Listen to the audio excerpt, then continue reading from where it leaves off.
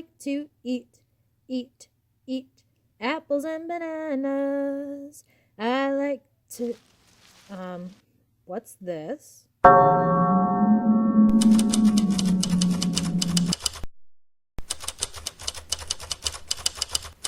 Hello, everyone, and welcome to The Gist of It, where I'm going to sum up every Bible story in the Old Testament. Eventually. Maybe. Let's just start with the first one. So, the Old Testament of the Bible starts off with 5 books called the Torah, or the Law.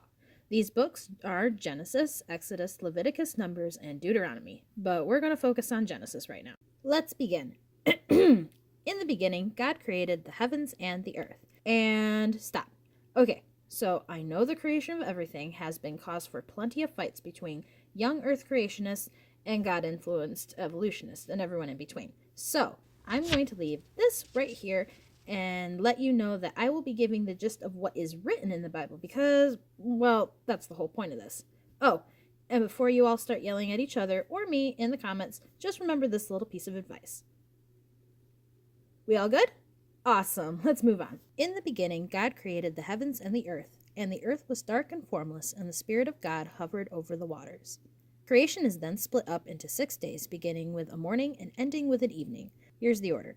God making light, the ocean and atmosphere being separated, forming dry land, establishing orbits with the sun and moon along with making everything else in space, creating birds and fish, and then land animals, wrapping it all up with humans. God saw that it was all good and kicked back on the 7th day, and everyone lived happily ever after. Just kidding, humanity screwed it all up. So when God made the first humans, let's call them Adam and Eve, he assigned them to subdue the earth by gardening. If you take care of the garden, it will feed you and you can hang out with me. Just don't eat from that tree in the middle and we'll be cool. And they said, sounds good. And things were like that until a snake starts talking to Eve. Yes, it talks. Why? I don't know. All I know is that the snake is saying God is wrong and it's okay to eat from the tree that she's not supposed to. And now she's taking a bite and... Adam, what are you doing to stop this? All right.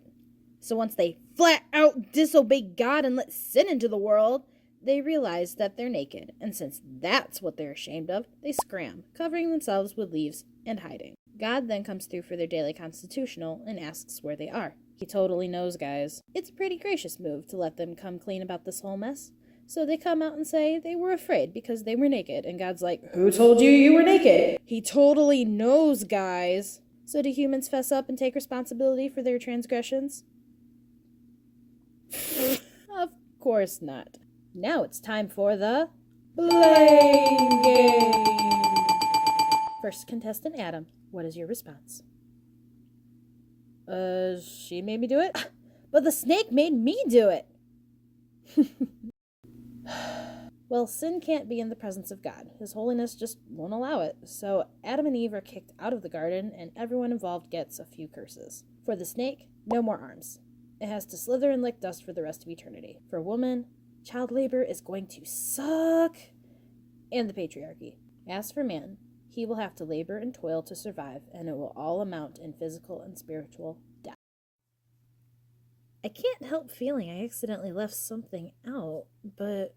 what? Oh, wait! Stop the ending! I totally forgot, you guys. Not everything is going to suck forever. God made a promise that a son of Eve will crush the head of the snake, and the snake will strike his heel. It's the first of many messianic promises. Hindsight is 20/20, and we now know God is talking about Jesus. Jesus crushed the snake that is death and sin at the cost of his own life, and because of that sacrifice, we aren't bound to Adam and Eve's fate.